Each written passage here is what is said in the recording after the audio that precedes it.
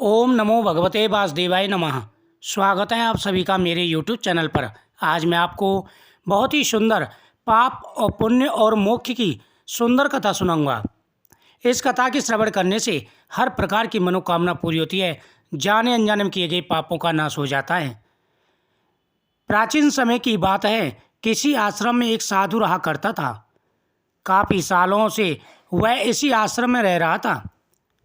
अब वह काफ़ी वृद्ध हो चला था और मृत्यु को वह निकट महसूस कर रहा था, लेकिन संतुष्ट था कि 30 साल से उसने प्रभु का सिमरन किया है। इस बात से वह संतुष्ट था। उसके खाते में ढेर सारा पुण्य जमा है, इसलिए उसे मोक्ष मिलना तो तय है। एक दिन उसके ख्याल में एक स्त्री आई। स्त्री ने साधु से कहा, अपने एक दिन के पुण्य मुझे दे दो और मेरे एक दिन के पाप तुम वरण कर लो। इतना कहकर स्त्री अलोप हो गई। साधु बहुत बेचैन हुआ। इतने बरस तो स्त्री ख्याल में न आई। अब जब अंत समय नज़दीक है तो स्त्री ख्याल में आने लगी है। फिर उसने ख्याल झटक दिया और प्रभु का सिमरन करने बैठ गया। स्त्री फिर से ख्याल में आई। फिर से उसने कहा, एक दिन का पुण्य मुझे दे दो और मेरा एक दिन का पाप तुम वरण कर लो। इस बार साधु ने स्त्री को पहचानने की कोशिश की, लेकिन स्त्री का चेहरा धुंधला था। साधु उसे पहचाना नहीं गया। साधु अब चिंतित उठा कि एक दिन का पुण्य लेकर यह स्त्री क्या करेगी। हो ना हो यह स्त्री कष्ट में है, लेकिन गुरुजी ने कहा हुआ है कि आपके पुण्य ही आपकी असली पूंजी है। यह किसी को कभी मत देना, और इतनी मुश्किल से पुण्यों की कमाई होती है। यह भी दे बैठे तो मोक्ष तो गया, हो ना हो यह मुझे मोक्ष से हटाने की कोई साजिश रच रही है। साधु ने अपने गुरु के आगे अपनी चिंता जाहिर की। गुरु ने साधु को डांटा, मेरी शिक्षा का कोई असर नहीं तुम पर। पुण्य किसी को नहीं देने होते, यही आपकी असली कमाई है। साधु ने गुरु को सत्य वचन कहा और फिर से प्रभु सुमरन में बैठ गया। स्त्री फिर ख्याल में आ गई। बोली, तुम्हारा गुरु अपूर्ण है, इसे ज्ञान ही नहीं। तुम तो आसक्ति छोड़ने का दम बढ़ते हो। बीवी बच्चे दीन दुनिया छोड़कर तुम इस अवमान में हो कि तुमने आसक्ति छोड़ दी। तुमने और तुम्हारे गुरु ने तो आसक्ति को और भी जोर से पकड़ लिया है। किसी ज़रूरतमंद की मदद करना पुण्य का काम होता है। साधु बहुत परेशान हो गया। वह फिर से गुरु के पास गया, स्त्री की बात बताई। गुरु ने फिर साधु को डांटा। गुरु पर संदेह करवाकर वह तुम्हें पाप में ढकेल रही है। जरूर कोई बुरी आत्मा तुम्हारे पीछे पड़ गई है। साधु अब कहाँ जाएं? वह वापस लौट आया, फिर से प्रभु सुमरन में बैठ गया। स्त्री फिर ख्याल में आई। उसने कहा, इतने साल तक अध्यात्म में रहकर तुम गुलाम बन गए हो। गुरु से आगे जाते इतने साल के अध्ययन में तुम्हारा स्वतंत्र मत नहीं बन पाया। गुरु के सीमित ज्ञान में उजल कर रह गए हो। मैं अब फिर कह रही हूँ, मुझे एक दिन का पुण्य दे दो और मेरा एक दिन का पाप वरण कर लो। मुझे किसी को मोक्ष दिलवाना है, यही प्रभु इच्छा है। साधु को अपनी अल्पज्ञता पर बहुत गिलानी हुई। संत मत कहता है पुण्य किसी को मत दो, और धर्म कहता है ज़रूरतमंद की सेवा करो। यहाँ तो फंस गया। गुरु भी राह नहीं दे रहा कोई, लेकिन स्त्री मोक्ष किसको दिलवाना चाहती है। साधु को एक युक्ति सूझी। जब कोई राह ना दिखे तो प्रभु से तार जोड़ो, प्रभु से राह जानो, प्रभु से ही पूछ लो कि उसकी रजा क्या है। उसने प्रभु से पूछा। आकाशवाणी हुई। वाणी ने पूछा, पहले तो तुम ही बताओ कि तुम कौन से पुण्य पर इतरा रहे हो। साधु बोला, मैंने 30 साल प्रभु का सुमरन किया है। 30 साल में मैं भिक्षा पर रहा हूँ।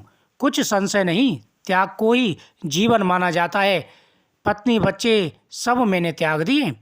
वाणी ने कहा, तुमने 30 वर्ष कोई उपयोगी काम नहीं किया, कोई रचनात्मक काम नहीं किया। दूसरों का कमाया और बनाया हुआ खाया है।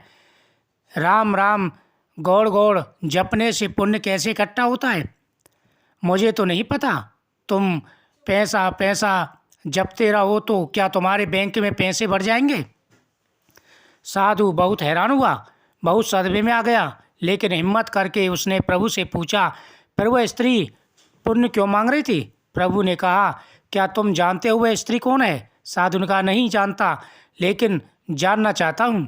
प्रभु ने कहा, वह तुम्हारी पत्नी है, तुम जिसे पाप का संसार के छोड़ आए थे।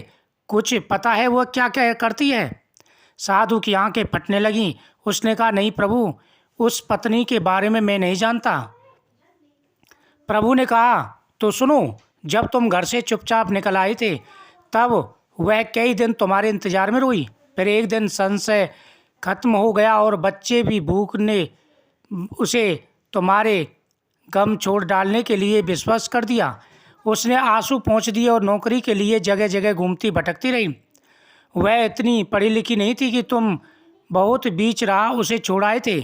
उसे काम मिल नहीं रहा था, इसलिए उसने एक कुष्ठ आश्रम में नौकरी कर ली।